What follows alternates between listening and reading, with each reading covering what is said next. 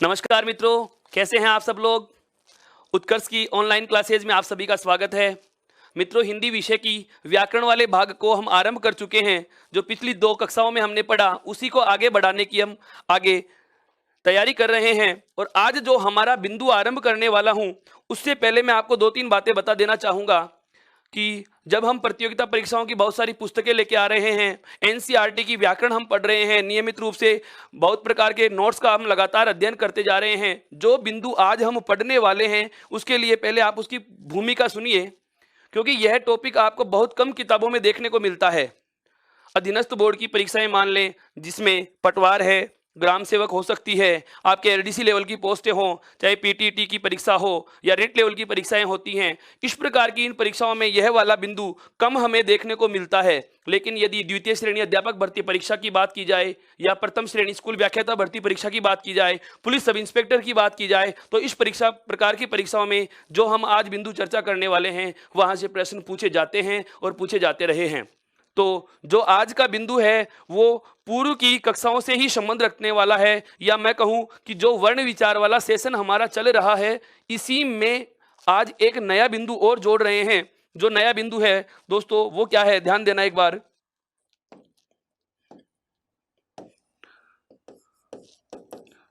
साहित्य कोश।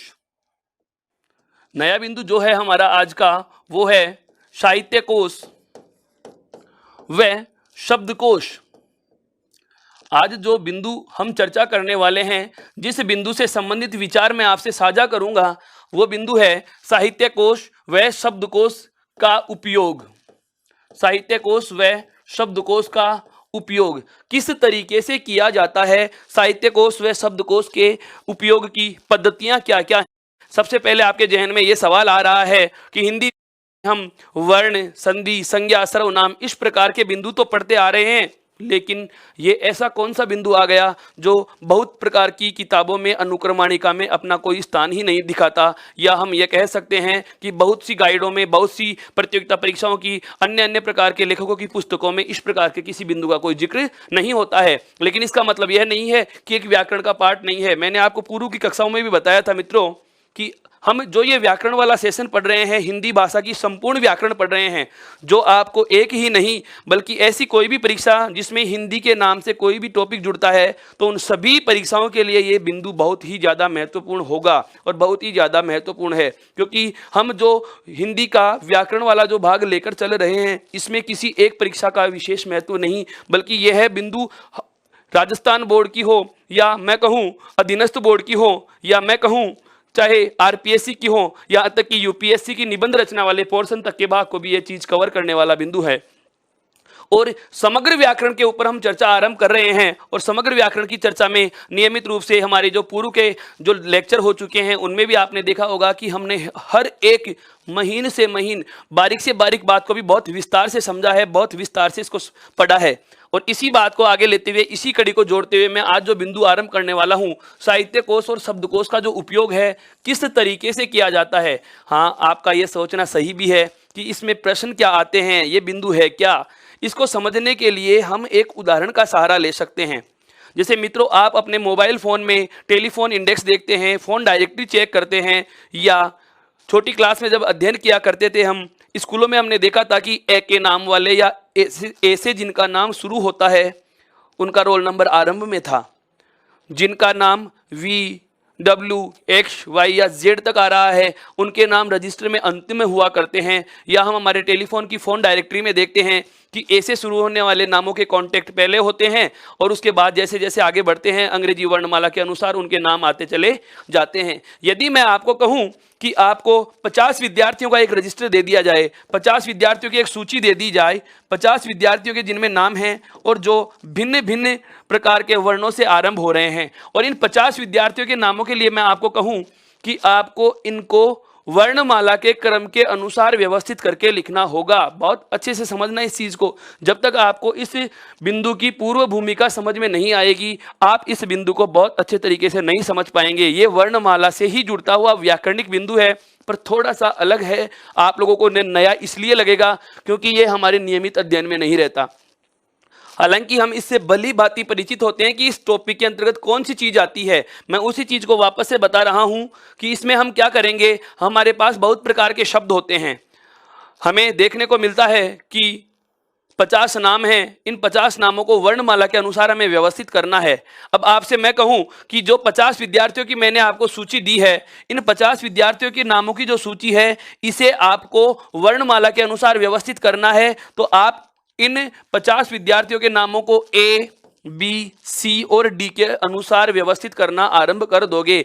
लेकिन मैं इस नामों की सूची के साथ आपको एक शर्त भी दे दूं कि आप इनको 50 नामों को अंग्रेजी वर्णमाला के अनुसार व्यवस्थित नहीं करेंगे, बल्कि आपको इनको किस अनुसार व्यवस्थित करना है, हिंदी वर्णमाला के अनुसार व्यवस्थित करना है। अब समस्या आएगी हमारे पास। यदि मैं आपको कहूं कि 50 विद्यार्थियों के जो नाम हमें आपको दे रहे हैं, इन 50 विद्यार्थियों के सभी नामों को आपको अंग्रेजी वर्णमाला के अनुसार व्यवस्थित न करके हिंदी वर्णमाला के अनुसार आपको व्यवस्थित करना है, तो अब यहां से मेरा पहला ही प्रश्न आरंभ होता है। क्या आप मुझे बताएंगे कि 1 नंबर पे आप कौन से वर्ण से आरंभ होने वाले नाम का उल्लेख करेंगे? वापस से सुनना मित्रों, मेरा सवाल क्या था। यदि आपको 50 विद्यार्थियों के नामों की सूची दे दी जाती है और यदि आपको कहा जाए कि इन्हें वर्णमाला के क्रम के अनुसार व्यवस्थित कीजिए, और आप ए से आरंभ नहीं करेंगे, बी से आरंभ नहीं करेंगे, या मैं कहूं समग्र रूप में कि अंग्रेजी वर्णमाला के अनुसार आप इन्हें व्यवस्थित नहीं कर सकते, तो मेरा सवाल यह होगा कि 50 विद्यार्थियों के जो नाम आपको दिए गए हैं, उन 50 विद्यार्थियों में सबसे पहले आप कौन से वर्ण से आरंभ होने वाले विद्यार्थी का नाम लिखेंगे? बिल्कुल, क्योंकि व्यंजन जैसे कैसे आरंभ होते हैं, स्वर जैसे ऐसे आरंभ होते हैं, तो हमारे पास ऑप्शन ऐसे ही आते हैं। जैसे कि मैं कहूं कि डिक्शनरी हो, आपको एक हिंदी का शब्दकोश दे दिया गया, भारत का ज्ञानकोश दे दिया गया, भारत की मानक डिक्शनरी दे दी गई, या मैं कहूं हिंदी भाषा की आपके पास एक मानक डिक्शनरी है, शब्दकोश है। डिक्शनरी को हम हिंदी में क्या कह सकते हैं? शब्दकोश कह सकते हैं। जैसे अंग्रेजी की डिक्शनरी में हमें किसी भी अंग्रेजी के शब्द का मीनिंग और उसका उच्चारण और अर्थ ढूंढना हो, तो हम क्या करते हैं, ऊपर पन्ने के या पृष्ठ के ऊपर कॉर्नर में उनके नाम लिखे होते हैं वर्णों पे, कि ये ए वाले वर्ण की मीनिंग है, ये बी वाले वर्ण की मीनिंग है, ये सी वाले वर्ण की मीनिंग है, ये डी वाले वर्ण की मीनिंग है। लेकिन यदि मैं आपको कहूं कि आपको हिंदी शब्दकोश दे दिया जाए और आपको कहा जाए कि जैसे मेरा नाम है, या मैं कहूं कि कमल नाम का कोई व्यक्ति है, इस कमल नाम का व्यक्ति, इस शब्दकोश में आप ढूंढ के बताएं कि इस कमल के क्या क्या अर्थ हो सकते हैं, इस कमल के कौन कौन से पर्याय अर्थ लिए जा सकते हैं। और शब्दकोश में यदि आपको ढूंढने को दे दिया जाए, तो आप कहां ढूंढेंगे उस कमल शब्द को? हाँ बिल्कुल, यही तो है। मेरा कहने का आशय यह था कि हिंदी शब्दकोश में शब्दों को कैसे ढूंढेंगे, इसी बिंदु से हमें पता चलता है। साहित्य कोश और शब्दकोश के क्रम में, या साहित्य कोश और शब्दकोश का हम उपयोग कैसे करते हैं, इसी चीज को समझने के लिए हमने ये 2 उदाहरण लिए हैं। एक तो कौन सा, कि आपको कोई भी शब्द दे दिया जाए और कहा जाए कि शब्दकोश में इस शब्द का अर्थ ढूंढकर निकालना है, तो आप कौन से पृष्ठ पर ढूंढने की कोशिश करोगे। या मैं कहूं कि किस प्रकार के वर्ण के या कौन से वर्ण के बाद में लिखे हुए शब्दों में आप इस कमल शब्द को ढूंढने की कोशिश करोगे। या मैं कहूं कि 50 विद्यार्थियों की जो आपको सूची दी गई है, इसमें कौन से नाम वाला विद्यार्थी 1 नंबर पे लिखा जाएगा, या वह विद्यार्थी जिसका नाम किसी वर्ण से आरंभ हो रहा है, कौन सा वह वर्ण होगा जो 1 नंबर पे आएगा। इस चीज को जानने के लिए सबसे पहले हमें पता होना चाहिए कि हिंदी वर्णमाला का नाम आते ही हमारे दिमाग में 2 ही चीज आती हैं हिंदी में। एक तो क्या चीज हमने पढ़ी, स्वर।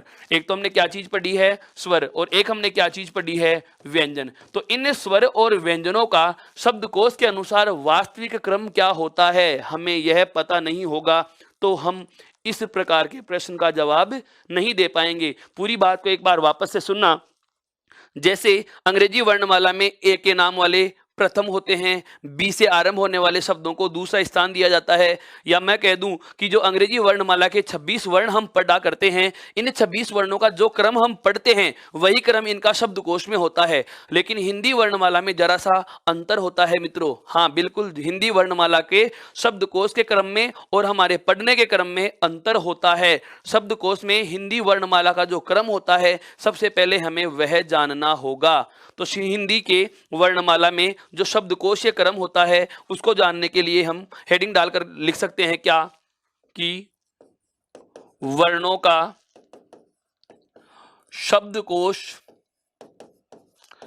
के अनुसार क्रम, वर्णों का शब्दकोश के अनुसार क्रम क्या होगा, सीक्वेंस क्या होगी, कौन से वर्ण के बाद कौन सा वर्ण आता है। हमने पढ़ने के लिए या अध्ययन के लिए तो हमने क्या पढ़ा था कि सबसे पहले स्वर पढ़ लिए, उसके बाद में व्यंजन पढ़ लिए, उसके बाद हमने पढ़े अन्य वर्ण जिनमें अयोगवा है, संयुक्त अक्षर, आपका अनुनासिक, हाँ संयुक्त अक्षर, अनुनासिक, ताड़नजात, ताड़नजात के बाद विदेशी वर्णों का हमने अध्ययन किया है।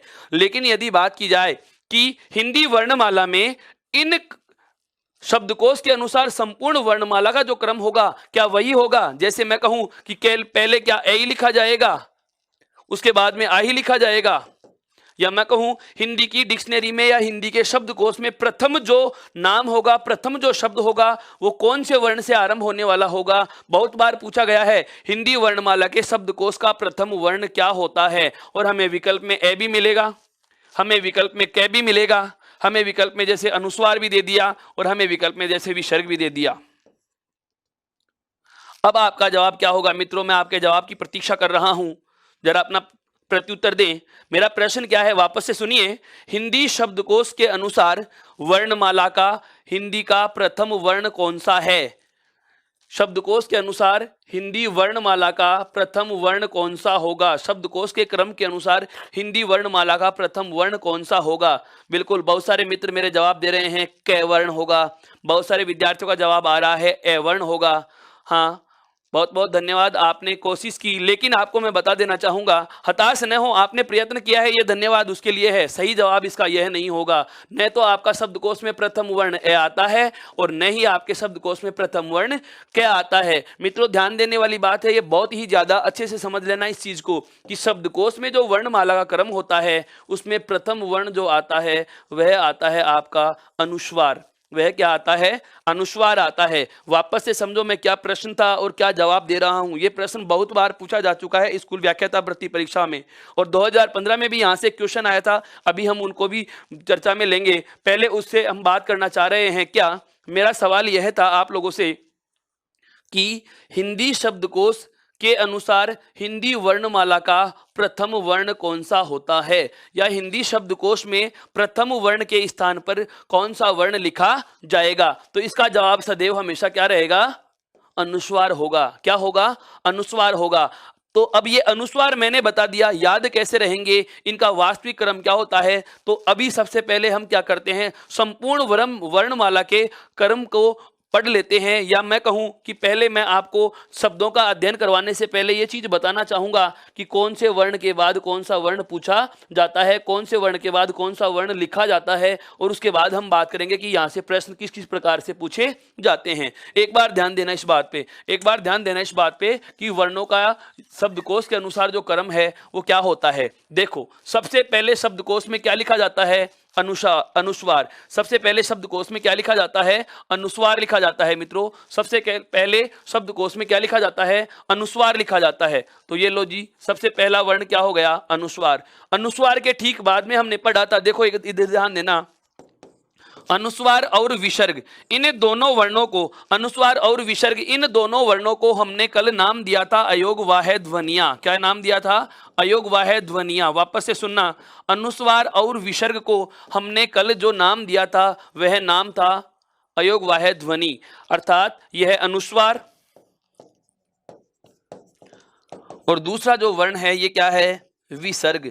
इस अनुस्वार और विसर्ग को कल हमने नाम दिया था, वो कौन सा था, अयोगवाह्य ध्वनियां। अब अयोगवाह्य ध्वनियां इस क्रम में हम पढ़ते भी आ रहे हैं, लेकिन यदि बात की जाए कि अनुस्वार के बाद में कौन सा वर्ण आता है, तो अनुस्वार के बाद में विसर्ग नहीं आकर के इस अनुस्वार का जो तद्भव रूप जिसका मैं कल बात कर चुका हूं, कौन सा, अनुनासिक। कौन सा वर्ण आएगा, अनुनासिक आएगा, जिसको हम दूसरा नाम देते हैं क्या, चंद्र बिंदु। क्या नाम देते हैं, चंद्र बिंदु। अर्थात अनुस्वार के ठीक बाद में जो दूसरा वर्ण लिखा जाता है या जो दूसरा वर्ण आएगा वह कौन सा आएगा, अनुनासिक। तो मित्रों, ये चीज आप समझ रहे होंगे क्या कि हिंदी वर्णमाला के अनुसार या हिंदी वर्णमाला में शब्दकोश या साहित्य कोश के अनुसार प्रथम वर्ण कौन सा होगा। ये बहुत बार प्रश्न पूछा जा चुका है, इसका जवाब क्या होगा, अनुस्वार होगा। हिंदी वर्णमाला में शब्दकोशीय क्रम के अनुसार प्रथम वर्ण कौन सा होता है? अनुस्वार होता है। अब हम बात करते हैं आगे कि अनुस्वार और विसर्ग के बाद आगे वाला वर्ण कौन सा होगा या अन्य वर्ण कौन से होंगे। तो देखो, अनुस्वार के बाद अनुनासिक और उसके बाद हमने क्या लिखा? विसर्ग। इसके बाद बचे हुए सभी स्वर जिस क्रम में हम पढ़ते आ रहे हैं, जैसे ए, आ, रिस्वी, दीर्घ ई, रिस उ, दीर्घ उ, री, ए, ऐ, ओ, औ, उसी क्रम में यहां पर लिखे जाएंगे कि ए के बाद में आ के बाद में ई के बाद में बड़ी ई है, उ, बड़ा उ, री, ए, ऐ, ओ और औ। वापस से समझना दोस्तों इसको। वर्णों का जो शब्दकोश के अनुसार क्रम है, वो क्या होगा? सबसे पहला वर्ण क्या होता है? अनुस्वार। अनुस्वार के बाद में दूसरा वर्ण क्या होगा? अनुनासिक। अनुनासिक के बाद तीसरा वर्ण क्या होगा? विसर्ग। विसर्ग के बाद में जो 11 स्वर हम पढ़े हैं उनको इसी क्रम में लिखेंगे। ए, आ, ई, बड़ी ई, उ, री, ए, ऐ, ओ और औ लिखेंगे। यहां तक की बात समझ में आ चुकी है। अब प्रश्न कैसे पूछा जाता है, एक बार उस पर हम चर्चा करना चाहेंगे। आपसे यदि प्रश्न पूछा जाए कि शब्दकोश के अनुसार ए वर्ण से पहले क्या आता है, तो इस प्रकार का प्रश्न आते ही सबसे पहले विद्यार्थी सोचता है कि स्वरों में तो हम ऐसे पहले कोई पढ़ते ही नहीं है, स्वर तो आरंभी ऐसे होते हैं। तो इस प्रकार का प्रश्न यदि दिया जाता है तो आपको एक विकल्प वो भी देगा, क्या? उपरोक्त में से कोई नहीं। उपरोक्त में से कोई नहीं। वापस से चर्चा करना चाहूंगा मित्रों, अगर आपको कह दिया जाए कि शब्दकोश में प्रथम वर्ण कौन सा होता है या शब्दकोश में प्रथम वर्ण ए के पहले मैं कौन सा वर्ण लिखूंगा, तो ऐसे पहले कौन सा वर्ण आता है, और ऑप्शन आपको दे दिया जाए विसर्ग, उसके बाद दूसरा आपको विकल्प दे दिया जाए अनुनासिक, उसके बाद अगला विकल्प दे दिया जाए अनुस्वार, और उसके बाद अगला विकल्प दे दिया जाए उपरोक्त में से कोई नहीं या नन ऑफ दीज। अब इस समय हमारे जहन में दो चीजें चलती रहती हैं। जब तक हमने यह बिंदु नहीं पढ़ा, जब तक हमें इस बिंदु का पता ही नहीं है कि शब्दकोश के अनुसार हिंदी वर्णमाला का क्रम हमारे पढ़ने वाले क्रम के अलग होता है, इन दोनों में अंतर पाया जाता है, यह बात जब तक हम जानेंगे नहीं, समझेंगे नहीं, तब तक इस प्रकार के प्रश्न का जवाब दे पाना सदैव हमारे लिए कठिन ही होता है। इसका सही जवाब और आसानी से जवाब देने के लिए हमें यह पंक्ति पता होनी चाहिए कि वर्णमाला का जो शब्दकोश के अनुसार क्रम है उसमें सबसे पहला वर्ण क्या आता है? अनुस्वार। अब हमारे दिमाग में यह आता है कि विसर्ग तो इस ए, आ, ई की लाइन में सबसे अंत में आएगा, जैसे ए, आ, ई, बड़ी ई, उ, बड़ा उ, री, ए, ऐ, ओ, औ और अंग ए, और अंग के बाद हम क्या पढ़ते हैं? एह, विसर्ग पढ़ा करते हैं। तो हमारे जहन में होता है कि विसर्ग तो सबके अंत में आता है या इस पंक्ति के अंत में आता है, तो विसर्ग तो हो ही नहीं सकता, विसर्ग तो हो ही नहीं सकता। इसका मतलब सबसे पहले हम उसी विकल्प को काट चुके होते हैं जो हमारा पूर्णतः सही होता है। इसके बाद आप इनमें से कोई सा भी विकल्प चयन कीजिए, आपके सभी प्रश्नों के जवाब क्या जाएगा? गलत ही जाएगा। सभी विकल्प क्या होंगे? गलत, क्योंकि जो सही विकल्प था उसको हमने पहले ही हटा दिया है। तो यह बात आप जान चुके हैं। परीक्षा में पेपर बनाने वाला कुछ नया प्रश्न नहीं उठाता, वो कोई नए प्रश्न पैदा भी नहीं करते, वो कोई नई चीज नहीं लेके आते। केवल हमारे पास जो डाटा होता है, जो बिंदु हम बहुत अच्छे से पढ़ चुके होते हैं, उसमें प्रश्नों के तरीके बदल देता है और हमारा सारा का सारा पढ़ा हुआ अस्त व्यस्त हो जाता है। तो जब तक हम इन एक एक चीज को बहुत बारीकी से नहीं पढ़ लेंगे, तब तक इस प्रकार के प्रश्नों का जवाब दे पाना हमारे लिए बहुत कठिन रहेगा। क्या कि वर्णमाला का जो पढ़ने का क्रम होता है उसमें सबसे पहला वर्ण हम स्वरों में क्या पढ़ते हैं? ए। ये सबसे प्रथम वर्ण के रूप में पढ़ा जाता है। ये तो हमने स्वरों में पढ़ा है ए वर्ण। लेकिन यदि आपको शब्दकोश का क्रम पूछ लिया जाए, तो शब्दकोश के अनुसार हमारा पहला वर्ण कौन सा होगा? अनुस्वार होगा। कौन सा होगा? अनुस्वार। तो यहां तक दो प्रकार के प्रश्न आपको मैं बता चुका हूं। पहला प्रश्न शब्दकोश के अनुसार हिंदी का प्रथम वर्ण कौन सा होगा?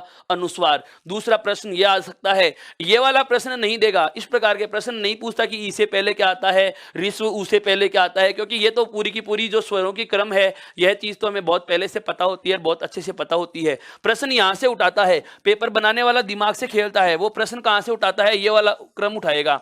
या तो पूछेगा कि हिंदी वर्णमाला के शब्दकोशीय क्रम के अनुसार विसर्ग के बाद क्या लिखा जाएगा? पहली बात।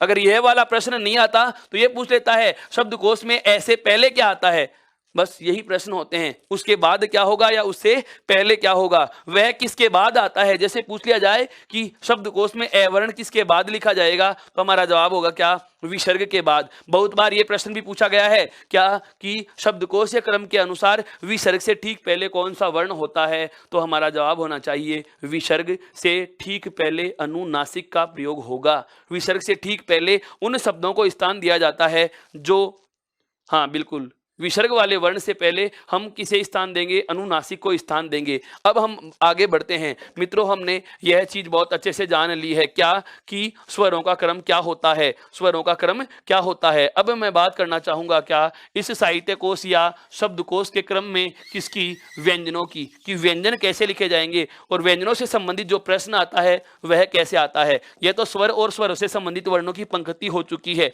अब हम बात करेंगे किसकी, व्यंजनों की। देखो व्यंजनों में सबसे पहला वर्ण आता है कौन सा, क। सबसे पहला वर्ण क्या आता है, क वर्ण आता है। क वर्ण के बाद में यहां पर मित्रों मैं बहुत अच्छी चीज लिखने वाला हूं, क्ष। दिमाग में सवाल आ रहा है कि सर क के बाद में हमने ख वर्ण पढ़ा है, ककार के बाद में हमने खकार पढ़ा है। वापस से समझना, हम व्यंजन जब पढ़ा करते हैं तो व्यंजनों में क्या पढ़ा था, क वर्ग का प्रथम वर्ण क्या होता है, क। दूसरा वर्ण क्या होता है, ख। लेकिन संयुक्त अक्षर क्ष यहां इन दोनों के बीच में आता है, क और ख के बीच में क्या आता है, यह संयुक्त अक्षर आ रहा है। क्यों आ रहा है, इसकी वजह भी मैं आपको बता देता हूं कि क्ष का हमने कल संयुक्त अक्षर के अकॉर्डिंग अध्ययन किया था, तब पता चला था क्ष बनता है क के बाद में षटकोण वाला से, यानी कि मूर्धन्य से जुड़ने से। अर्थात क के ठीक बाद में वह वाला वर्ण लिखा जाएगा जो क के योग से बनता है। क वर्ण के बाद उस वर्ण को हम स्थान देंगे जो क वर्ण के योग से बनता है। बस यही चीज आपको ध्यान रखनी है मित्रों। बिल्कुल बिल्कुल, यह आप लोगों के लिए एक नया, बहुत नया और अलग कंसेप्ट है, गजब का कंसेप्ट है, रुचिकर विषय है।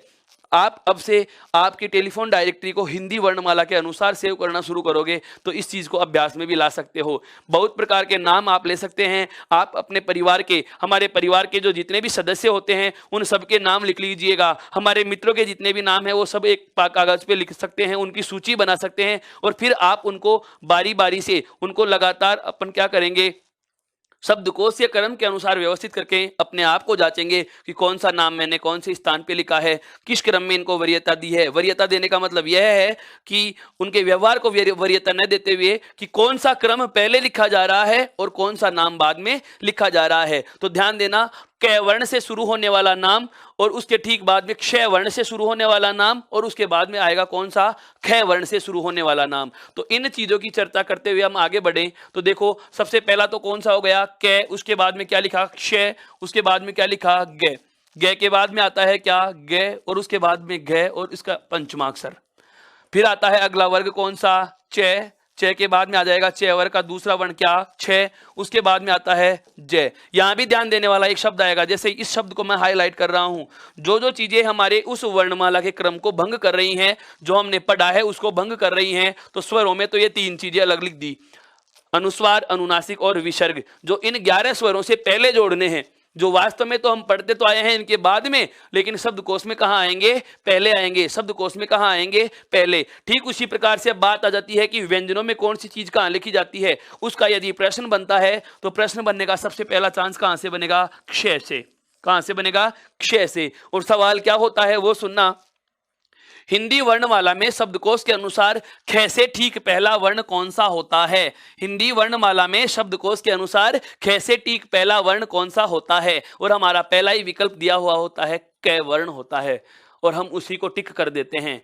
जब तक आप पूरे विकल्प नहीं पढ़ोगे, मित्रों ध्यान दे लेना, ये बहुत अच्छी बात आपको मैं बता दूं, वैसे आप सब कुछ जानते हैं। अगर आपने उत्कर्ष का चैनल अभी तक भी सब्सक्राइब नहीं किया है, आपने ई उत्कर्ष का ऐप अभी तक डाउनलोड नहीं किया है, टेलीग्राम को अभी तक आपने इंस्टॉल नहीं कर रखा, तो आप टेलीग्राम से इसकी पीडीएफ प्राप्त नहीं कर पाएंगे। ये सारी चीज़ आपको पीडीएफ फॉर्मेट में टेलीग्राम पे और हमारे ई उत्कर्ष ऐप पर भी मिलेंगी। तो आप उसको इंस्टॉल कीजिए, लाइक कीजिए, शेयर कीजिए और कमेंट में अपने सुझाव भी लिखिए, और ऐसे ही साथ देते रहिए। वापस से बता रहा हूँ, बहुत अच्छी चीज़ है, ये ध्यान रख लेना। बहुत कम जगह आपको ये पढ़ने को भी मिलेगा। क्या कि सवाल था हमारा कि हिंदी वर्णमाला में शब्दकोशीय क्रम के अनुसार ख वर्ण से पहले, ध्यान से समझना, ख वर्ण से पहले कौन सा वर्ण आता है, और पहला ही विकल्प दिया हुआ होता है क।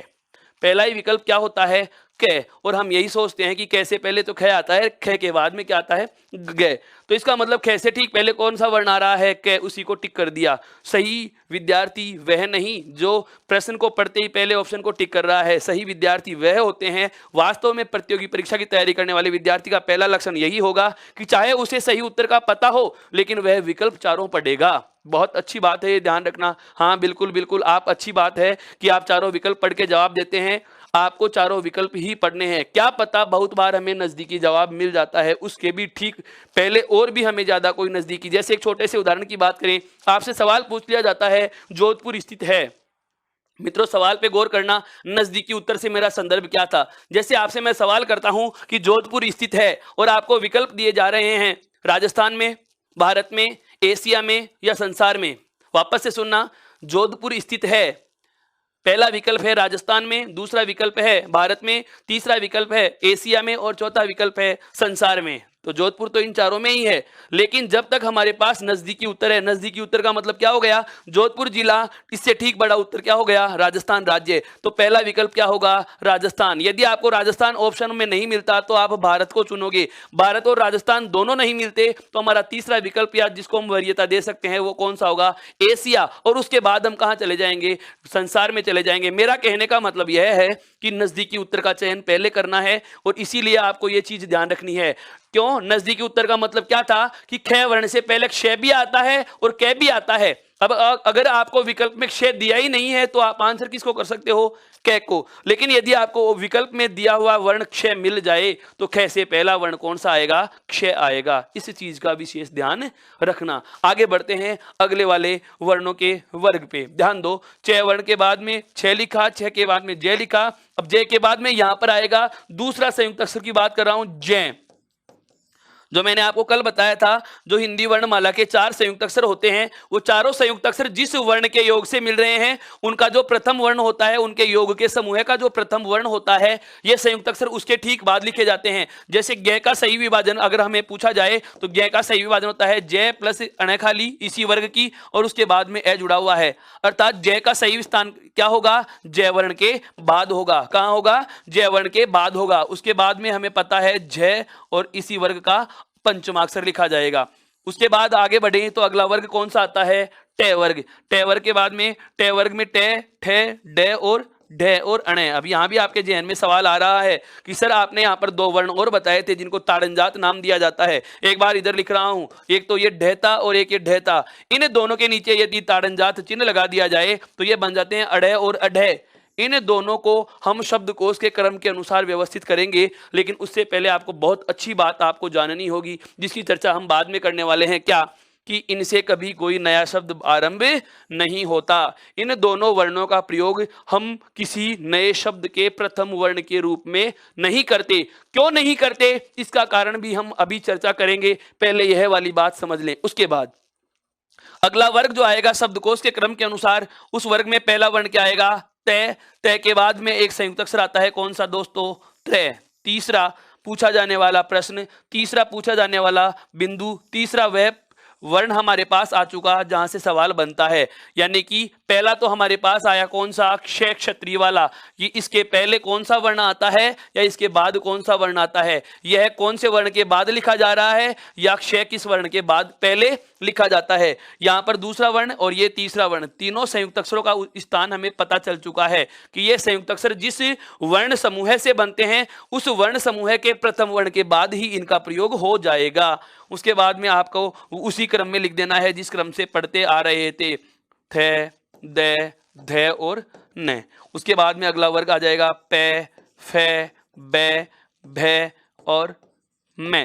उसके बाद में आएगा ये अंतस्थ वाला वर्ग पूरा का पूरा। और उसके बाद में आता है मित्रों कौन सा, से। यहां से भी सवाल आएगा, कौन सा, से के योग से बनता है कौन सा संयुक्त अक्षर, श्रेय। कल हमने चौथे और अंतिम संयुक्त अक्षर की बात करी थी, श्रेय। श्री गणेशाय नमः में लिखते हैं ना श्रेय। इस श्रेय का सही विभाजन जो होता है मित्रों वो होता है क्या, श्रेय का सही विभाजन क्या होता है, से और उसके बाद में मूर्धन्य र और र के बाद में कौन सा वर्ण जुड़ा हुआ है ए, अर्थात श्रेय का स्थान कहां होगा, इसके वर्ण समूह के प्रथम वर्ण के बाद। और प्रथम वर्ण क्या है, तालव्य सकार। तालव्य सकार के बाद में कौन सा वर्ण आएगा, श्रेय। कौन सा वर्ण आ जाएगा, श्रेय। श्रेय के बाद में लिखा जाएगा मूर्धन्य सकार और उसके बाद में आएगा दंत्य सकार और उसके बाद में क्या आएगा, है वर्ण लिखा जाएगा। अब यहां पर हमें 11 के 11 स्वरों का और दोनों के दोनों अयोगवाह ध्वनियों के साथ अनुनासिक का पता चल चुका है। और यहां पर हमने क्या पढ़ा, यहां पर हमने व्यंजनों का शब्दकोश के अनुसार या साहित्य कोश के अनुसार क्रम, और उन व्यंजनों में 25 और वर्गीय, 8 आपके अंतस्थ और ऊष्म तथा 4 संयुक्त अक्षरों की भी हमने चर्चा कर ली है। चारों संयुक्त अक्षर कौन कौन से हैं, वापस से बता रहा हूं आपको। एक तो कौन सा है, क्षय, एक कौन सा है, जय, एक कौन सा है, त्रय, और एक कौन सा है, श्रेय। एक कौन सा है, श्रेय। इन चारों का स्थान कौन से वर्ण के बाद आता है, कौन से वर्ण से पहले आता है, या इन चारों संयुक्त अक्षरों से पहला वर्ण कौन सा होता है और बाद वाला वर्ण कौन सा होता है। यदि प्रश्न इस वर्णमाला के क्रम में से पूछा जाएगा, इस वर्णमाला के लेखन के क्रम में से पूछा जाएगा, तो इस प्रकार के प्रश्न का आंसर आपको देना होगा। अब यह चार्ट हमारे लिए क्या महत्व रखता है, या इस प्रकार के जो वर्णमाला का क्रम का जो लेखन है वो हमारे लिए क्या है, वो समझो।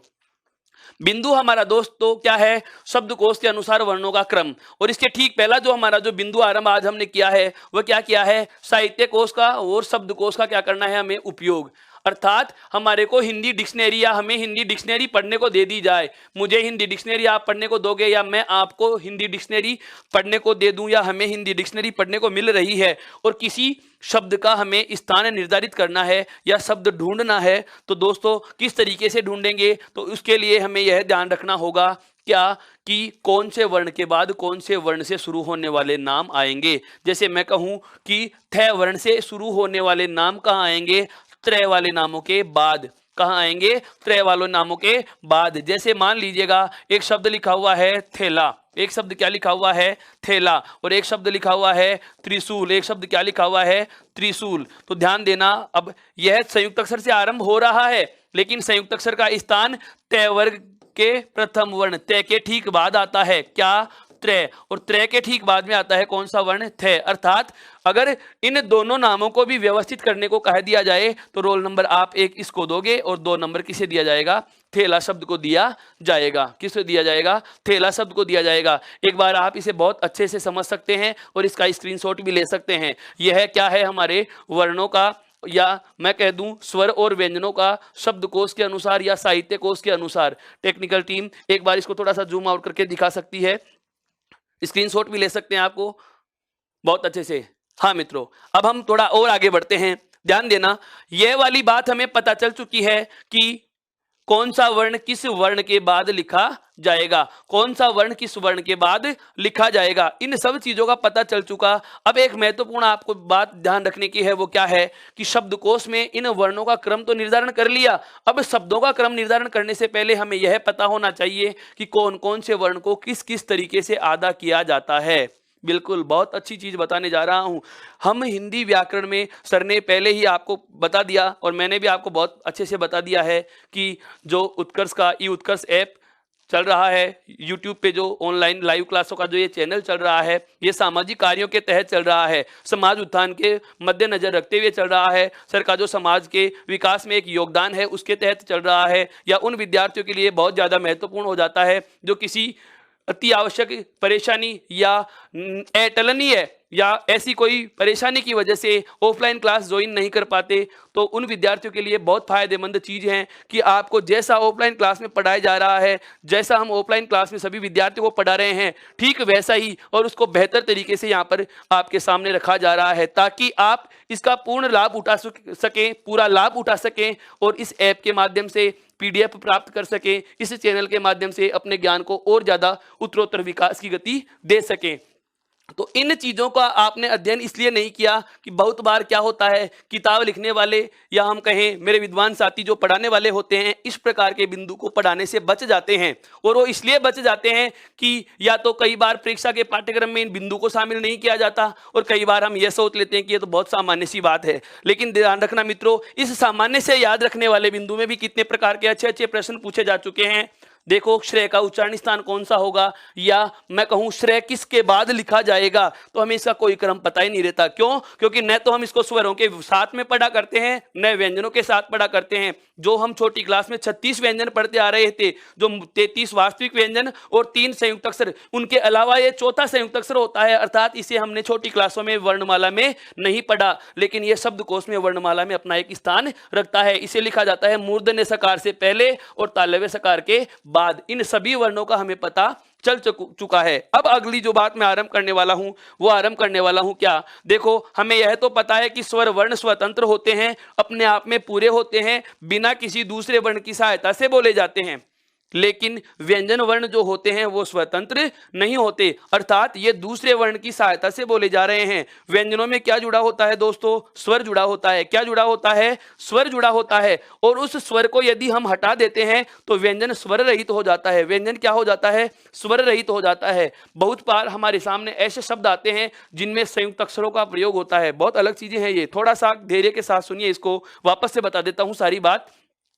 कि स्वर जो होते हैं वो स्वर क्या होते हैं? स्वतंत्र होते हैं, अपने आप में पूरे होते हैं। और जो स्वतंत्र और अपने आप में पूरे होते हैं, इसका मतलब यह हुआ कि इन्हें आधा नहीं किया जा सकता। बहुत अच्छे से याद कर लेना इस बात को मित्रों। क्या? कि स्वर कभी आधे नहीं होते। या मैं आपसे पूछूं, क्या आपने कभी देखा है आधा ए लिखा हुआ कहीं या आधा आ लिखा हुआ कहीं? नहीं मिलता। इसका मतलब यह हुआ कि ये जो स्वर वर्ण होते हैं इन्हें कभी स्वर रहित नहीं कर सकते या इनको आधा नहीं कर सकते। क्यों? क्योंकि ये स्वतंत्र हैं, अपने आप में पूरे हैं, इनके उच्चारण में किसी अन्य वर्ण की सहायता ही नहीं लेंगे तो हटाएंगे किसे? किसे नहीं हटा सकते, बिल्कुल। हाँ, लेकिन व्यंजन स्वतंत्र नहीं होते। व्यंजनों में दूसरे वर्ण की हेल्प ली जाती है, दूसरे वर्ण की सहायता ली जाती है। तो जिसकी सहायता हम ले रहे हैं, जरूरी थोड़ी है, आवश्यक थोड़ी है कि वह लगातार सहायता हमें मिलती ही रहे। क्या पता सहायता करने वाला वर्ण अपना साथ छोड़ के चला जाए। इसका मतलब ये आधे अधूरे हो सकते हैं। तो समस्त वर्णों को, जो व्यंजन के वर्ण होते हैं, इन समस्त व्यंजन वर्णों को हम आधा कर सकते हैं। और आधा करने के बाद यदि लिखा जाए तो मैं कहूं, जैसे इसी चार्ट पे या इसी बोर्ड पर हम इन समस्त व्यंजनों को आधा लिखें तो कैसे लिखेंगे? अकेला हो तो आप इन सब के नीचे क्या जोड़ सकते हो? हलंत चिन्ह जोड़ सकते हो। क्या जोड़ सकते हो? हलंत चिन्ह जोड़ सकते हो। दोस्तों, यदि किसी भी व्यंजन वर्ण को आधा लिखना है, अकेला व्यंजन वर्ण लिखना हो, तो उसको हम हलंत लगा के आधा लिख सकते हैं या स्वर रहित प्रदर्शित कर सकते हैं। मेरा कहने का मतलब यह हुआ कि यदि आप अकेले व्यंजन के नीचे हलंत लगा देते हैं तो देखने में वह माना जाता है कि इसमें स्वर जुड़ा हुआ नहीं है। मेरा सवाल यहां से नहीं है, मेरा बिंदु यह भी नहीं है। यह बात आपको बहुत पहले से पता थी, लेकिन मैं इसकी सहायता से जो अगले चरण पे पहुंचने वाला हूं उसका संकेत दे रहा हूं। वो सुनिए। क्या? मैंने आपसे कहा कि किसी व्यंजन को आपको आधा करना है। मैंने आपसे कहा कि किसी व्यंजन को आपको आधा करना है, तो आपने क्या किया कि सर हलंत लगा दो। चलो मान लिया हलंत लगा दिया। अब हलंत लगा करके तो आप इनको संयुक्त शब्द में तो लिख नहीं सकते ना। अकेला वर्ण यदि लिखना हो, जैसे वापस से समझना, जैसे कै वर्ण है। अब इस कै वर्ण को देखने से पता चलता है कि इसमें स्वर जुड़ा हुआ है, अर्थात इसमें ए जुड़ा हुआ है। लेकिन मैं यदि आपको कहूं कि इस कै में से आपको ए हटा देना है, तो आप इसके नीचे हलंत लगा दोगे और इसके योग में क्या लिख दोगे? ए। अर्थात अब इस कै में ए जो जुड़ा हुआ था वह बाहर आ चुका है। वह कहां आ चुका है? बाहर आ चुका है। लेकिन अब मैं आपको कहूंगा कि यदि मुझे इस स्वर रहित कै वर्ण को किसी शब्द में प्रयुक्त करना हो तो क्या हलंत लगा के ही लिखूंगा? हाँ, मेरा सवाल यही है। क्या? कि किसी व्यंजन वर्ण को स्वर रहित शब्द में प्रयुक्त करना हो या किसी व्यंजन को आधा किसी शब्द में लिखना हो तो किस तरीके से लिखा जाएगा? अर्थात इस संपूर्ण बिंदु को एक अपन शीर्षक का नाम दें, हम एक शीर्षक से संबोधित करना चाहें कि कहना क्या चाह रहे हैं, तो वह शीर्षक होगा कि व्यंजनों को स्वर रहित लिखना। व्यंजनों को स्वर रहित लिखना, कि किसी भी व्यंजन को किसी शब्द में यदि हमें स्वर रहित लिखने की आवश्यकता महसूस हो तो उसे स्वर रहित कैसे किया जाता है, उस वाले बिंदु पे बात करते हैं। ध्यान देना, देखो हमें स्वर रहित किसे करना है? व्यंजनों को। एक बार मैं इधर व्यंजन लिखूंगा, ये चीज ध्यान रखने की है। जैसे व्यंजन है हमारे पास कौन कौन से? कै, खे, गे, घे और ये खाली। उसके बाद है चे, छे, जय, झे और ये खाली। उसके बाद में है टे, ठे, डे, ढे और अणे। फिर है अगला ते, थे, दे, धे, ने। और उसके बाद में है पे, फे, बै, भै और मैं। उसके बाद अंतस्थ वर्ग आता है और अंतिम वाला जो वर्ग आता है वह कौन सा आता है आपका ऊष्म। कौन सा आता है ऊष्म। सवाल मेरा क्या था, बिंदु हम कौन सा पढ़ने वाले हैं। हम यहां पर लिख सकते हैं क्या, व्यंजनों को स्वर रहित लिखना या व्यंजनों को स्वर रहित करना। किसी भी व्यंजन को यदि हमें स्वर रहित लिखना हो किसी शब्द में तो किस तरीके से लिखा जाएगा। हाँ बिल्कुल मित्रों, यह वाला जो व्यंजनों का वर्गीकरण है, जो व्यंजनों का मैंने आपको एक बोर्ड लिख दिया कि क वर्ग के सारे वर्ण, च वर्ग के सारे वर्ण, ट वर्ग के सारे वर्ण, त वर्ग के सारे वर्ण और प वर्ग के सारे वर्ण। इसके अलावा एक वर्ग हमारे पास आ गया अंतस्थ का और अंतिम वर्ग जो हमारे पास आता है वो कौन सा आता है ऊष्म का। इन 25 वर्गीय और 8 आपके अंतस्थ और ऊष्म, इन 33 व्यंजनों को, इन कुल 33 व्यंजनों को यदि किसी शब्द में स्वर रहित प्रयुक्त करना हो या आधा प्रयुक्त करना हो तो इसके मोटे मोटे 3 तरीके होते हैं। कितने तरीके होते हैं? 3 तरीके होते हैं। या मैं कहूं व्यंजनों को स्वर रहित करने के कितने तरीके होते हैं दोस्तों? 3 तरीके होते हैं। कितने तरीके होते हैं? 3। वो 3 तरीके कौन से हैं? अब हम उन पर आरंभ करते हैं चर्चा। देखो सबसे पहली बात क्या है, ऐसा कोई भी वर्ण जिसमें खड़ी पाई का प्रयोग होता हो। अब एक एक शब्द को गौर से सुनना, बहुत अलग चीजें हैं ये, एक एक शब्द को गौर से सुन लेना। व्याख्याता भर्ती परीक्षा, पुलिस एसआई और द्वितीय श्रेणी अध्यापक भर्ती परीक्षा, स्पेशल एजुकेशन संस्कृत डिपार्टमेंट वाली व्याख्याता भर्ती परीक्षा के लिए ये बहुत ज्यादा महत्व का बिंदु है। इस चीज का ध्यान रहे क्या कि ऐसा कोई भी वर्ण जिसमें खड़ी पाई का प्रयोग हो। खड़ी पाई तो जानते हैं आप सभी, वापस से बताऊं एक बार। जैसे किसी वर्ण को लिखने के लिए हम एक कच्चा प्रारूप बनाते हैं, यह वाला जो ये ऊपर लाइन होती है मित्रों, इसे कहा जाता है सिरोरेखा।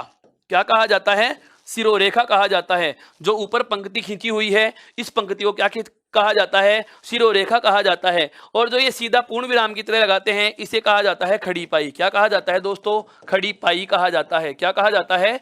खड़ी पाई कहा जाता है। जब विराम चिन्हों का प्रयोग हम पढ़ेंगे उस समय इस संदर्भ में भी बात की जाएगी। हाँ बिल्कुल, मैं आपको हिंट दे रहा हूं आगे आने वाले बिंदुओं के बारे में। हम हिंदी की पूरी व्याकरण को एक दूसरे बिंदु से जोड़ते हुए पढ़ेंगे। ऐसा नहीं कि लो सभी बिंदु अलग अलग हैं, संपूर्ण हिंदी व्याकरण के बिंदु अलग अलग होते हैं, ऐसा कुछ भी नहीं होता।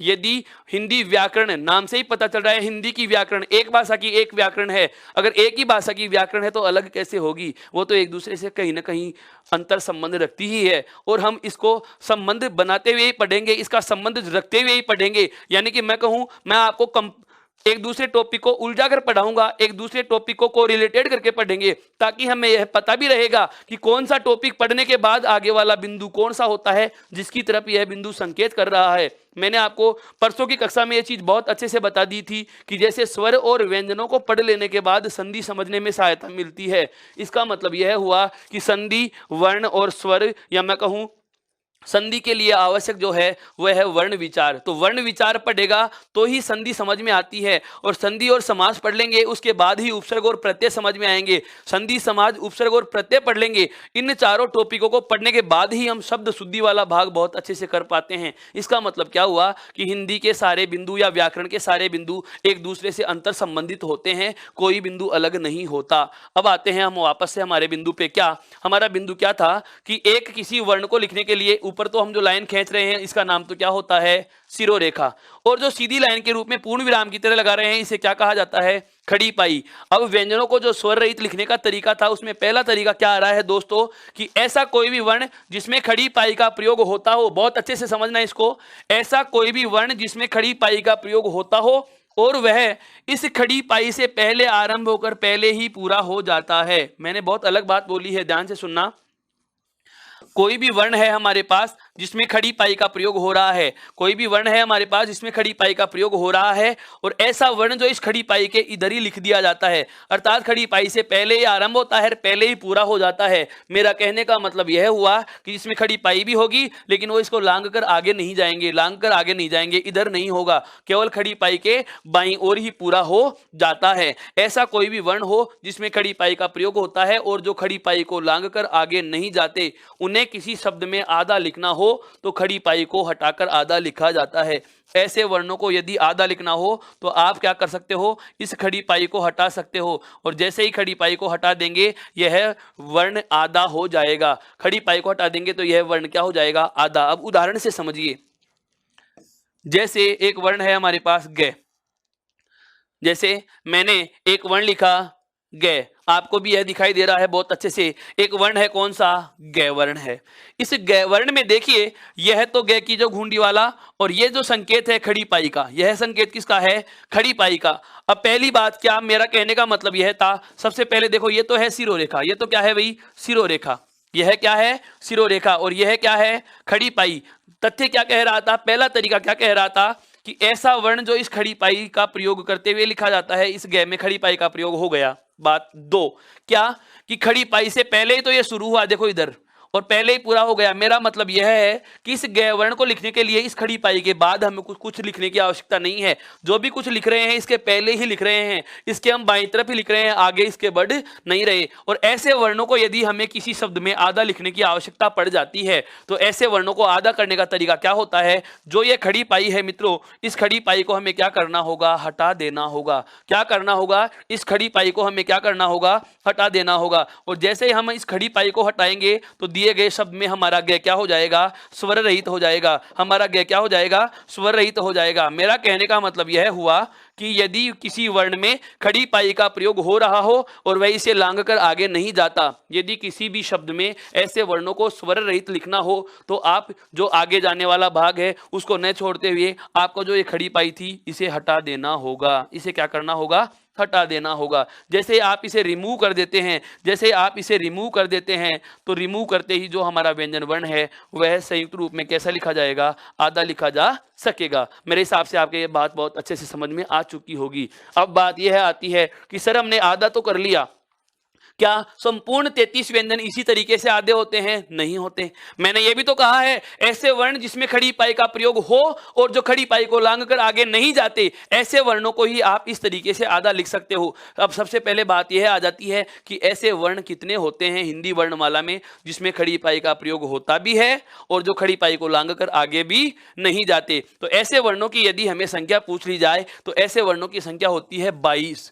कितने वर्ण है व्यंजनों में, इन 33 में से 22 व्यंजन ऐसे हैं, 22 वर्ण ऐसे हैं जिनमें खड़ी पाई का प्रयोग हो रहा है और जो लांघ कर इसको आगे नहीं जाते। अब वो 22 वर्ण कौन कौन से हैं, हम उनको भी चिन्हित कर सकते हैं। देखिए, क वर्ग का दूसरा वर्ण, क वर्ग का दूसरा वर्ण, क वर्ग का तीसरा वर्ण और क वर्ग का चौथा वर्ण। क वर्ग का कौन सा वर्ण, चौथा वर्ण। इन तीनों में खड़ी पाई का प्रयोग हो रहा है और इसको लांघ कर वो आगे भी नहीं जा रहे। इसके बाद में च वर्ग का पहला वर्ण, च वर्ग का पहला वर्ण, च वर्ग का तीसरा वर्ण, च वर्ग का चौथा वर्ण और क्रम से पांचवा, और क्रम से पांचवा। इस च वर्ग में चारों वर्ण छत्रक को छोड़ करके ये जो चार वर्ण हैं इनमें खड़ी पाई का प्रयोग भी हो रहा है और ये इसको लांघ कर आगे भी नहीं जाते। उसके बाद में ट वर्ग का केवल एक वर्ण आता है, कौन सा, अंतिम, या ट वर्ग का पांचवा वर्ण ऐसा है जिसमें खड़ी पाई का प्रयोग होता है और जो इसे लांघ कर आगे नहीं जाता।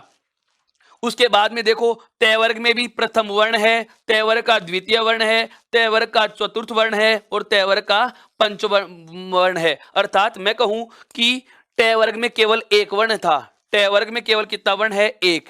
च वर्ग में कितने आए, चार। च वर्ग में कितने आ गए, चार। और क वर्ग में कितने आए, तीन। उसके बाद में आपके तय वर्ग में भी कितने आ गए, चार। बात आती है प वर्ग में। देखो, प वर्ग में प्रथम वर्ण, प वर्ग का तीसरा, प वर्ग का चौथा और प वर्ग का पांचवा, ये चार वर्ण इसमें भी ऐसे हैं जिनमें खड़ी पाई का प्रयोग हो रहा है और जो खड़ी पाई को लांघ कर आगे नहीं जा रहे। उसके बाद में देखिए यह, उसके बाद में आता है ल और उसके बाद में आता है व वर्ण। इन तीनों में भी खड़ी पाई का प्रयोग हो रहा है और वो इसको लांघ कर आगे नहीं जाते। उसके बाद में तालव्य सकार, मूर्धन्य सकार और दंत्य सकार, तालव्य सकार, मूर्धन्य सकार और दंत्य सकार, ये तीनों वर्ण भी ऐसे हैं जिनमें खड़ी पाई का प्रयोग होता है और जो लांघ कर आगे नहीं जाते। हम चाहें तो इन कुल वर्णों की संख्या का पता भी लगा सकते हैं। तो ये कुल वर्ण कितने हो चुके हैं, देखिए 3 और 3 6, 3 और 3 6 और 4 10, 10 और 4 14, 14 और 1 15, 14 और 1 15, 15 और 4 19 और 3 22। कुल वर्णों की संख्या मैंने अभी आपको कितनी बताई थी, 22 वर्ण ऐसे हैं जिनमें खड़ी पाई का प्रयोग हो रहा है और जो इसको लांघ कर आगे नहीं जाते। इन 22 वर्णों में किसी भी वर्ण को यदि किसी शब्द में स्वर रहित लिखना हो, वापस से सुनना, एक एक शब्द पे गौर करना है, क्या कि किसी व्यंजन को शब्द रहित आप किसी शब्द में प्रयोग करेंगे तो किस तरीके से करेंगे।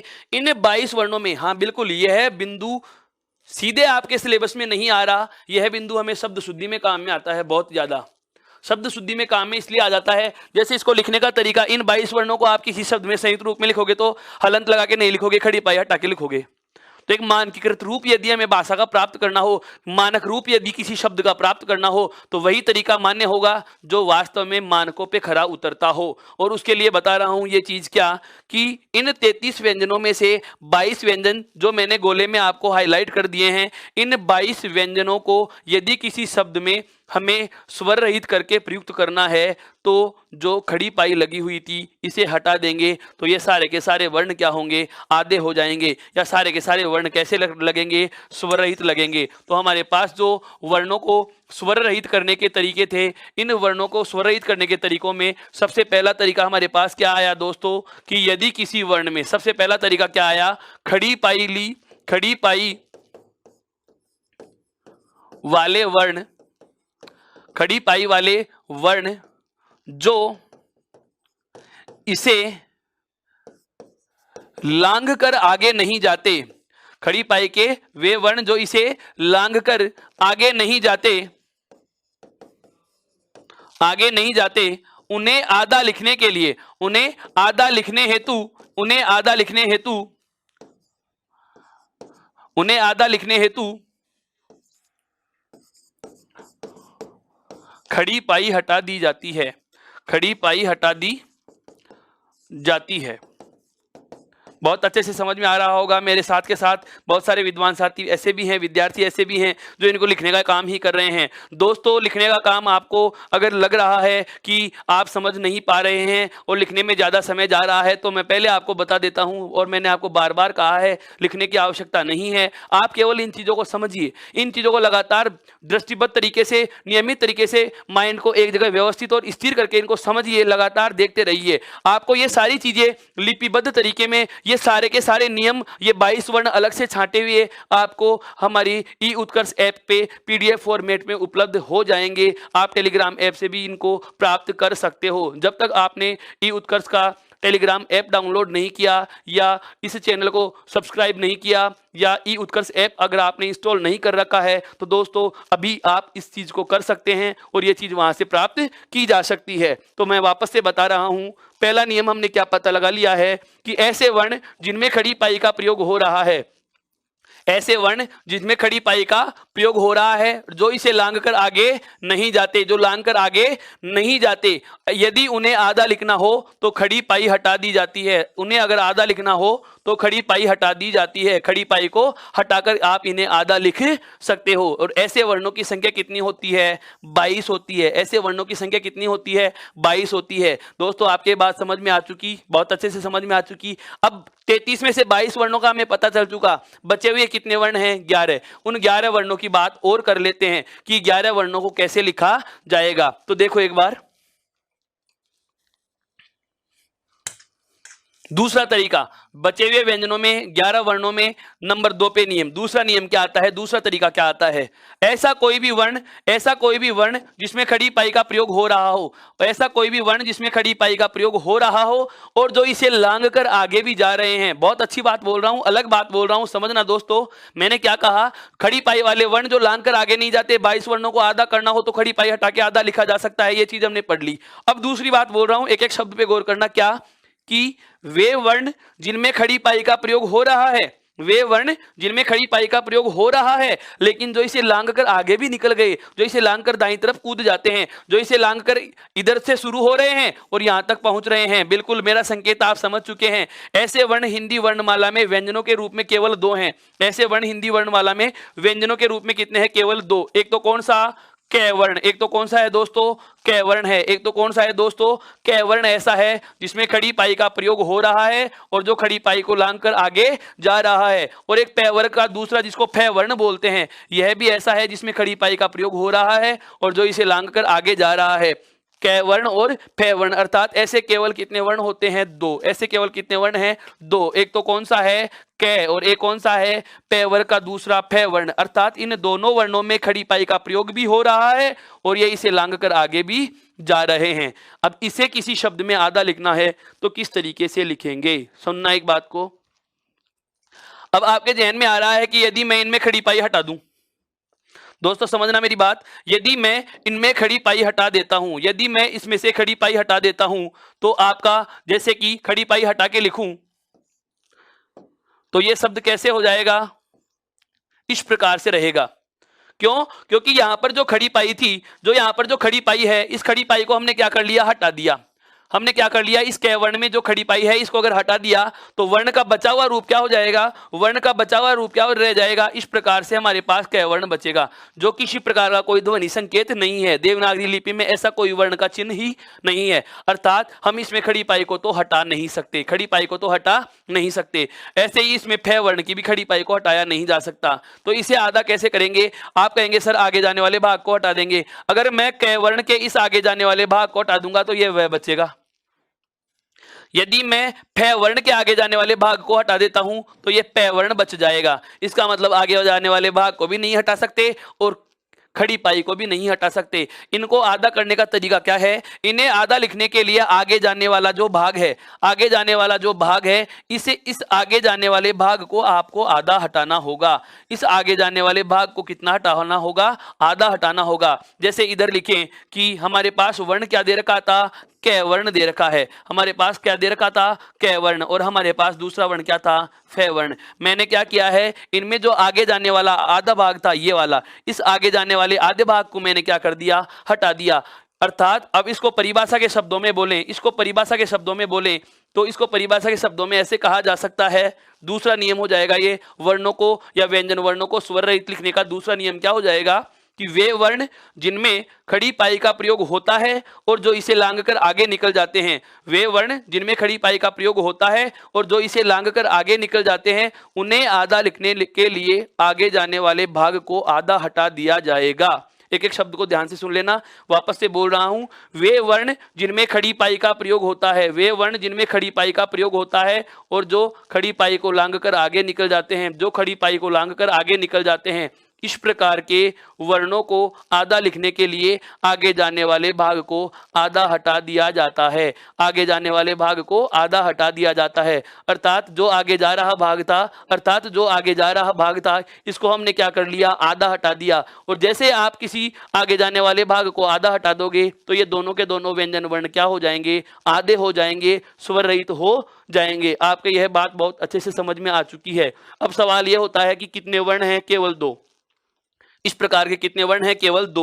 22 वर्णों का तो ऐसा था जिनको खड़ी पाई हटा के आधा किया, उसके बाद में बचे हुए 2 वर्ण ऐसे आ गए जिनको आगे जाने वाले भाग को आधा हटा के हमने आधा कर दिया, अर्थात हम 24 वर्णों को स्वर रहित कर चुके हैं। अब बचे वर्ण कितने हैं, केवल व्यंजनों में से 9 वर्ण। उनको पढ़ने के लिए अपन बात करते हैं तीसरे तरीके की। किसकी बात करते हैं, तीसरे तरीके की। देखो एक बार ये वाली बात समझ में आ चुकी। वे वर्ण जिनमें 22 वर्ण ऐसे हैं जिनमें खड़ी पाई होती है, आगे जाने वाले भाग को आधा नहीं हटाएंगे, में केवल खड़ी पाई आधी हट जाती है, खड़ी पाई हटा दी जाती है। दूसरा तरीका हमने क्या पढ़ा, वे वर्ण जिनमें खड़ी पाई है भी और जो आगे भी जा रहे हैं तो आगे जाने वाले भाग को आधा हटा करके कै और फे वर्ण दोनों वर्णों को आधा किया जा सकता है। अब आता है हमारा नियम नंबर तीसरा या तीसरा तरीका, जो किसी व्यंजन को हमें क्या करना है, आधा करना है। तो ध्यान दो कैसे होगा। पहले तो मैं आपको अब वो वर्ण बता रहा हूं जो खड़ी पाई के बिना लिखे जाते हैं, खड़ी पाई के बिना लिखे जाते हैं। तो बिना खड़ी पाई वाले वर्ण कौन कौन से हैं, देखो कै वर्ग में केवल एक बचा हुआ है, कौन सा, 5वां। ये लो जी, कै वर्ग का 5वां वर्ण लिख दिया। उसके बाद में चै वर्ग का दूसरा वर्ण, चै वर्ग का दूसरा वर्ण। उसके बाद में टै वर्ग के प्रथम 4, टै वर्ग के कितने वर्ण, प्रथम 4 वर्ण। टै वर्ग के कितने वर्ण, प्रथम 4 वर्ण। और उसके बाद में आता है तै वर्ग का तीसरा दैदवात, टै वर्ग का तीसरा वर्ण। और उसके बाद में आता है अंतस्थ में एक वर्ण है रे, अंतस्थ में कौन सा है, प्रकंपित, जिसको रे वर्ण बोलते हैं। और एक वर्ण है कौन सा, अंतिम है, कौन सा है वर्ण है। ये 9 वर्ण हो गए। कुल कितने वर्ण हो चुके हैं, 9। इन 9 वर्णों में खड़ी पाई का प्रयोग नहीं होता, इन 9 वर्णों में खड़ी पाई का प्रयोग नहीं होता। अब सवाल यह उठ रहा है कि इन्हें आधा कैसे करें, इनमें तो खड़ी पाई का प्रयोग होता ही नहीं है। देखो मित्रों, जिसमें खड़ी पाई का प्रयोग नहीं होता, पहले तो इन 9 वर्णों के नाम सुनिए। इन 9 वर्णों में इस रे वर्ण के अलावा, इन 9 वर्णों में इस रे वर्ण के अलावा जो 8 वर्ण रह गए, उन 8 वर्णों को कहा जाता है गोल वर्ण। क्या कहा जाता है? गोल वर्ण। एक नया नाम है आप लोगों के लिए। साहित्य के विद्यार्थी स्पेशली ध्यान दे लेना, भाषा विज्ञान वाले विद्यार्थी बहुत अच्छे से समझो इस चीज को। क्या कि हिंदी वर्णमाला में व्यंजनों में से वे वर्ण जिनमें खड़ी पाई का प्रयोग नहीं होता, ऐसे वर्णों की संख्या पूछ ली जाए तो ऐसे वर्णों की संख्या होती है कितनी? 9 होती है। कितनी होती है? 9 वर्ण ऐसे हैं जिनमें व्यंजन वर्ण ऐसे हैं जिनमें खड़ी पाई का प्रयोग नहीं होता, और वो कौन कौन से हैं आपके सामने लिखे हुए हैं। अब दूसरी बात यह आ जाती है कि इन 9 वर्णों को किस नाम से जाना जाता है। जिनमें खड़ी पाई होती है उनको तो कहा जाता है खड़ी पाई के वर्ण, और जिनमें खड़ी पाई नहीं होती, इन 9 वर्णों में से इस रैवर्ण के अलावा शेष रहे 8 वर्णों को गोल वर्ण कहा जाता है। क्या कहा जाता है? गोल वर्ण कहा जाता है। अब गोल क्यों कहा जाता है उसकी भी वजह समझो। इनको गोल वर्ण इसलिए कहा जाता है कि इनको लिखने के लिए नीचे वाला भाग जो है, अंतिम भाग देखो गोल हो रहा है। क्या हो रखा है? गोल हो रखा है। मैं उसको थोड़ा सा गहरा कर रहा हूं ताकि ये चीज आपको बहुत अच्छे से समझ में आ जाएगी। ये देखो, इन 8 वर्णों का नीचे वाला भाग क्या हो रखा है? गोल हो रखा है। अर्थात हमें इस पेन को गोल घुमाना ही पड़ता है, और जो गोल घुमाकर लिखे जा रहे हैं अर्थात इन्हें क्या कहा जाता है? गोल कहा जाता है। इसमें नीचे से राउंड शेप आ रही है, गोल शेप आ रही है, इसलिए इनको गोल वर्ण कहा जाता है। यह बात आपके समझ में आ चुकी। तो इस एक वर्ण किसको? इस रेफ वर्ण रे को हटा रहा हूं। इस रेफ वर्ण रे के अलावा ध्यान से समझना, इस रेफ वर्ण रे के अलावा जो 8 वर्ण बचे हैं, उन 8 वर्णों का नाम क्या होता है? गोल वर्ण। उन 8 वर्णों का नाम क्या होता है मित्रों? गोल वर्ण। और इन 8 वर्ण जो गोल वर्ण हैं, 8 वर्ण क्या है? गोल। और 9 वर्ण कौन से हैं? जिनमें खड़ी पाई का प्रयोग नहीं होता। तो इन 8 गोल वर्णों को यदि किसी व्यंजन में, सॉरी किसी शब्द में आधा लिखना हो तो आप कैसे लिखोगे? हल चिन्ह का प्रयोग करके। किसका प्रयोग करके? अर्थात इन सब के नीचे हलंत लगा दिया जाएगा। इन सब के नीचे क्या लगा दिया जाता है? हलंत लगा दिया जाता है। बहुत अच्छे से समझना इन चीजों को। अभी मैं शब्द बना बना के बताऊंगा कि कौन सा शब्द क्या होता है, किस तरीके से होता है। हमारी भाषा लेखन के एक रूप में निखार आएगा। बहुत सारी चीजें ऐसी होती हैं जिनका हमें पता ही नहीं होता, केवल सांप की लीक पीटने की तरह परंपराओं का निर्वहन करते आ रहे हैं कि हमने तो यह है सर ऐसा ही लिखा हुआ पढ़ा है इसलिए मैं भी ऐसा ही लिखता हूं। यदि आपको पूछ लिया जाए कि जैसे विद्यालय में दे और ये, विद्यालय में आप इसी प्रकार से क्यों लिख रहे हो, इसका क्या तरीका है, आप कहोगे इसके अलावा और कोई तरीका ही नहीं बनता। मैं कहूँ यह भी अशुद्ध है, तो फिर क्या होगा? इसका मतलब कोई ना कोई वजह है जो इनको इसी प्रकार का लिखने के लिए हमें बाध्य करती है, या इसी प्रकार का कोई ना कोई रूप हमें मानकीकृत रूप प्रदान करता है। तो उन सब बातों की जानकारी हम लेंगे। पहले इतना सा ध्यान रखना है कि 22 और 2 वर्ण जो गोल वर्ण थे, उन 24 को तो हमने खड़ी पाई और आगे जाने वाले भाग को आधा हटा के आधा कर दिया क्रमशः। अब बात आती है 8 वर्ण जो गोल वर्ण के नाम से जाने गए। इन 8 वर्णों में किसी भी वर्ण को यदि किसी शब्द में आधा लिखना हो तो आगे जाने वाले भाग को या खड़ी पाई को हटाने की आवश्यकता नहीं है। केवल इनके नीचे हमें क्या लगाना होगा? हलंत लगाना होगा।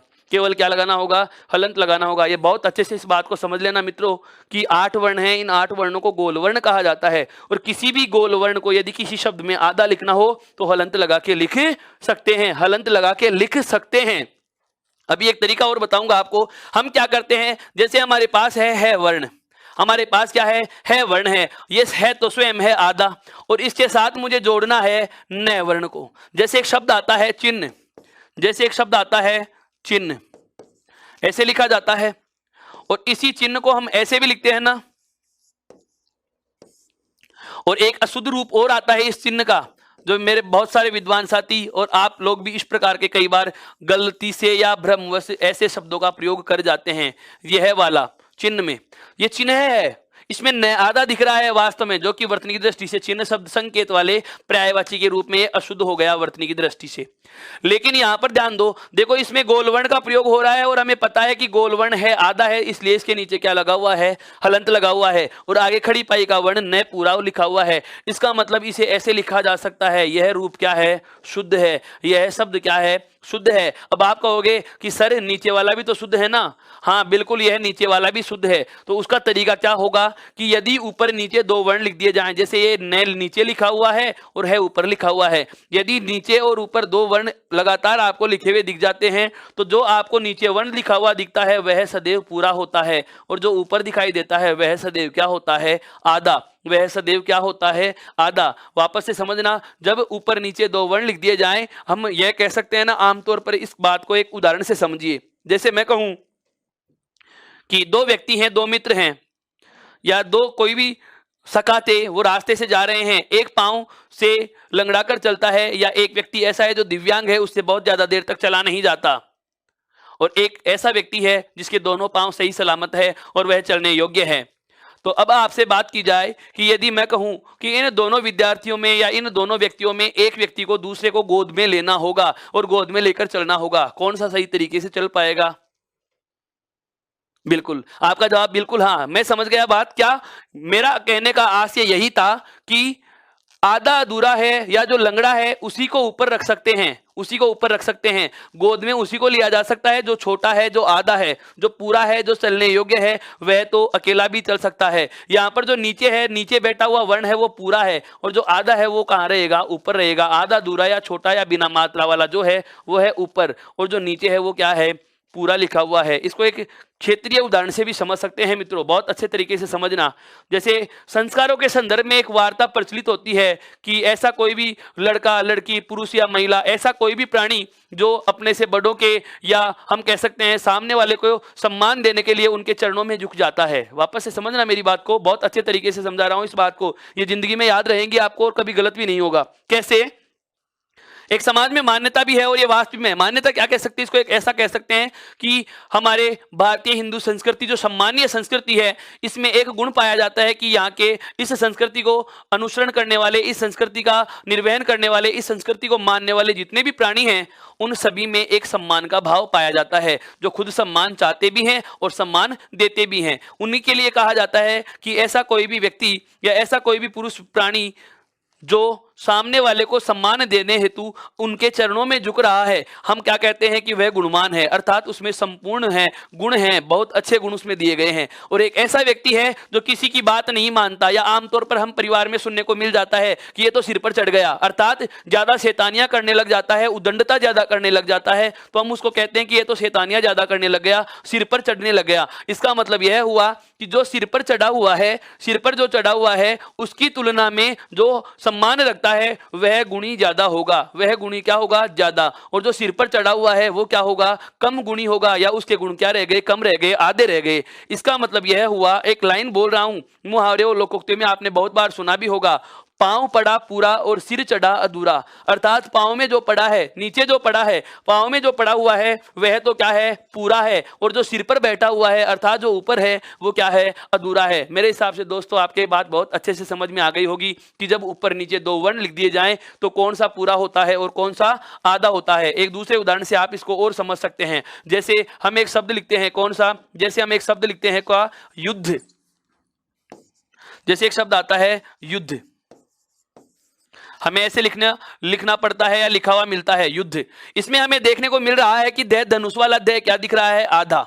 दह धनुष वाला दह क्या दिख रहा है? आधा। लेकिन मित्रों जैसे आपको पता लगेगा कि इस युद्ध को आप ऐसे भी लिख सकते हो, अब हमें पता चल गया क्या कि दे दवात तो है आधा और दे धनुष क्या है? पूरा। तेवर का तीसरा वर्ण क्या है? आधा, क्योंकि गोल वर्ण के नीचे क्या लगा के लिखा जा सकता है? आधा। हलंत लगा के आधा लिखा जा सकता है। तो हमें पता चल गया कि दे के हलंत लगा हुआ है, इसका मतलब दे तो क्या है? आधा, और दे धनुष क्या है? पूरा। यह तो इस तरीके से लिख दिया इसलिए पता चल गया, लेकिन यहाँ पर कैसे पता चलता? वही वाला तरीका। देखो ये पाँव में है, ये नीचे है, दह धनुष कहाँ है? नीचे है, पाँव में है, तो पाँव पड़ा पूरा और जो ये सिर चढ़ा हुआ है ये क्या रहेगा? अधूरा। अब ये बात समझ में आ चुकी होगी।